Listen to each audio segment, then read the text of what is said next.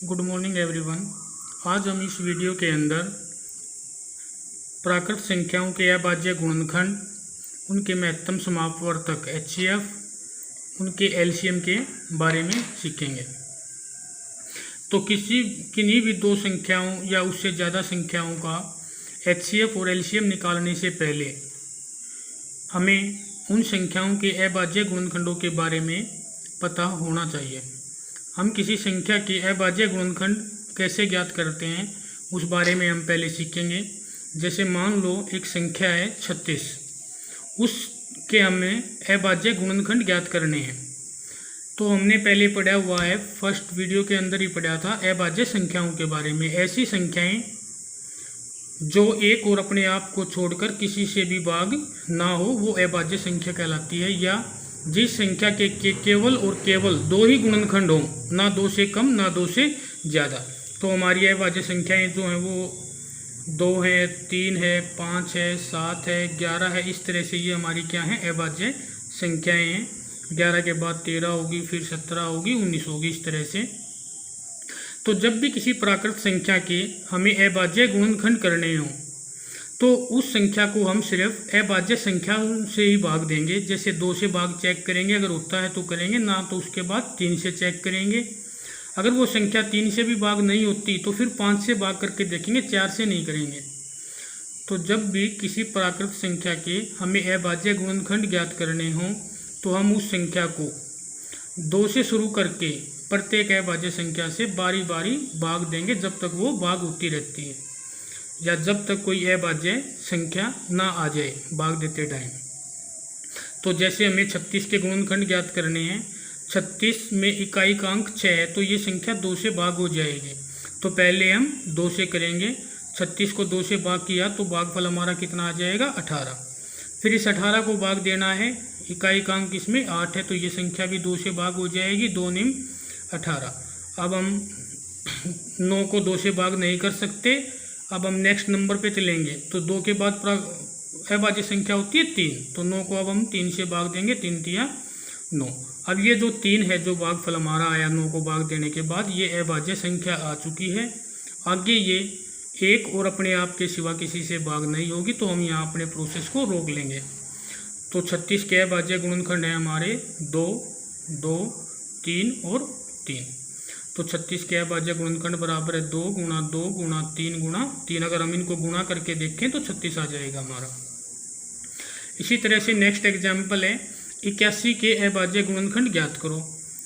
तो 81 है, इकाई का अंक 1 है इसके अंदर, तो ये संख्या 2 से भाग नहीं होगी। तो उसके बाद हम 3 से ट्राई करेंगे। 3 से कौन सी संख्या भाग होती है? जिसके अंकों का जोड़ 3 से भाग होता हो। तो यहाँ पर 81 में 8 और 1 9 आएगा अंकों का जोड़, तो ये संख्या 3 से भाग हो जाएगी। तो जब हम 81 को 3 से भाग देंगे, भागफल आएगा 27। उसके बाद 27 फिर 3 से भाग होता है, 3 निम 27, फिर 9 3 से भाग होगा, 3 तिया 9। अब ये 3 अभाज्य संख्या है, यहाँ रुक जाना है। तो 81 के गुणनखंड आए हमारे 3 गुणा 3 गुणा 3 गुणा 3। तो इस तरह से हम किसी भी प्राकृत संख्या के अभाज्य गुणनखंड ज्ञात कर सकते हैं। अब नेक्स्ट है हमारा HCF। HCF क्या होता है? Highest common factors. Highest common factor.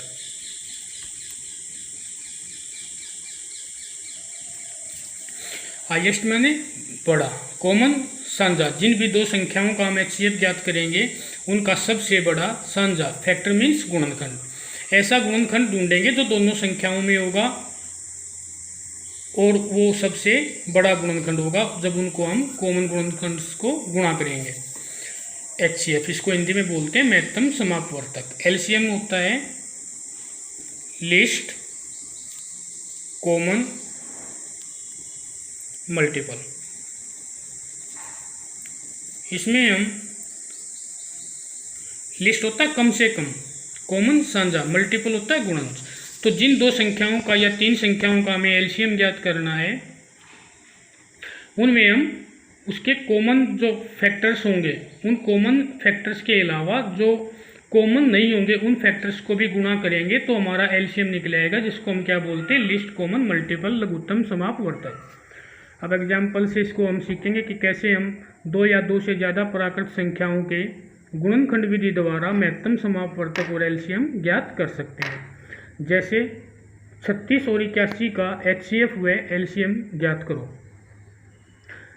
तो हमें 36 और 81 का एचसीएफ और एलसीएम ज्ञात करना है। तो जैसे हमने पिछली वीडियो में 36 और 81 के अभाज्य गुणनखंड किए थे और हमने देखा था कि 36 के जो अभाज्य गुणनखंड हैं वो हैं 2, 2, 3 और 3। इसी तरह से 81 के हमने गुणनखंड किए थे। 81 के अभाज्य गुणनखंड है 3 गुणा 3 गुणा 3 गुणा 3। तो इन गुणनखंडों में वो गुणनखंड चेक करो जो साझा हैं या कॉमन है, दोनों के अंदर पाए जाएं। ये 3 यहाँ पे है, यहाँ पे है, ये जोड़ा बन जाएगा इन दोनों का। इसी तरह से इन दोनों तीनों का जोड़ा बन जाएगा। इन जोड़ों में से एक एक 3 उठा लो, एक 3 यहाँ से और एक 3 यहाँ से। ये जो 3 है ये हमारा साझा गुणनखंड है, किसका, 36 का भी और 81 का भी। इसी तरह से इस जोड़े में से ये जो 3 है वो भी हमारा साझा गुणनखंड है। तो जितने भी इस तरह से हमारे साझा गुणनखंड मिले दोनों संख्याओं के, उनको आपस में गुणा कर दें, 3 तिया 9। ये इन दोनों संख्याओं का क्या होगा, एचसीएफ होगा, हाईएस्ट कॉमन फैक्टर। मीन्स इस 9 से बड़ी कोई भी संख्या ऐसी नहीं होगी जो 36 और 81 दोनों को भाग कर दे। ऐसा हो सकता है 36 को कर दे लेकिन वो 81 को नहीं करेगी, कोई 81 को कर देगी तो वो 36 को नहीं करेगी।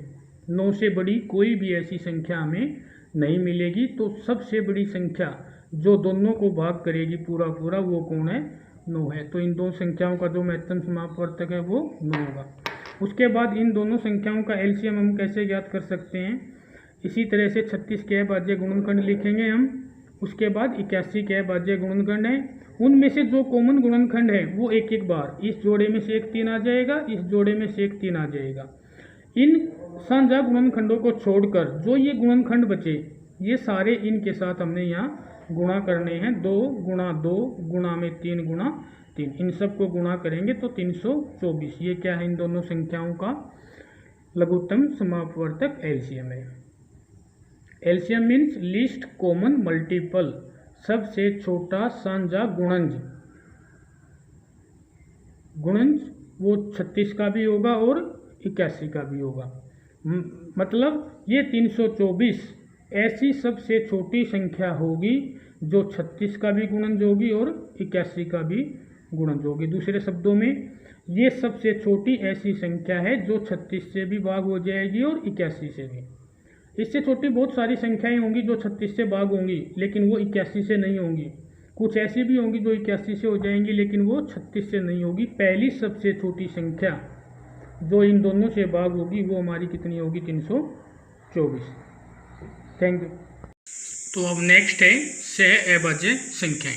कौन सी दो संख्याओं के युग्म को या कौन सी दो संख्याओं को हम सह अभाज्य बोलेंगे, कोई भी ऐसी दो संख्या जिनमें कोई भी साझा गुणनखंड ना हो, एक को छोड़कर, क्योंकि एक तो सभी संख्याओं का गुणनखंड होता है।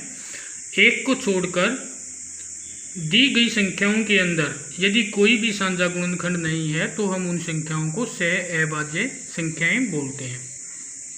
तो दो संख्याओं को सह अभाज्य चेक करना है, उसके लिए पहले हम उसके अभाज्य गुणनखंड ज्ञात करेंगे। जैसे फॉर एग्जाम्पल 8 और 27 है, ये दोनों सह अभाज्य संख्याएं हैं। कैसे हमने चेक किया, 8 के गुणनखंड किए हमने, 2 चौका 8, फिर 4 2 से भाग हो जाएगा, 2 दूनी 4। इसी तरह से हमने 27 के गुणनखंड किए, 3 निम 27, 9 फिर 3 से भाग होगा, 3 तिया 9। तो 8 के गुणनखंड है 2 गुणा 2 गुणा 2, और इसी तरह से 27 के गुणनखंड है 3 गुणा 3 गुणा 3।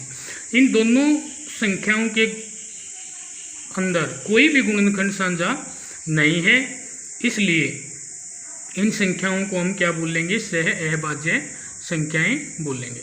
अब अगर इनका एचसीएफ देखें हम, तो एचसीएफ क्या होता है, ऐसे गुणनखंडों की गुणा करनी है जो दोनों के साझा गुणनखंड हो। अब इन दोनों में कोई भी साझा गुणनखंड नहीं है, तो 8 और 27 का जो एचसीएफ है वो कितना आएगा, 1 आएगा। ये काफ़ी इम्पोर्टेंट पॉइंट है कि दो सह अभाज्य संख्याएं अगर हों तो उनका महत्तम समापवर्तक क्या होता है, 1 होता है।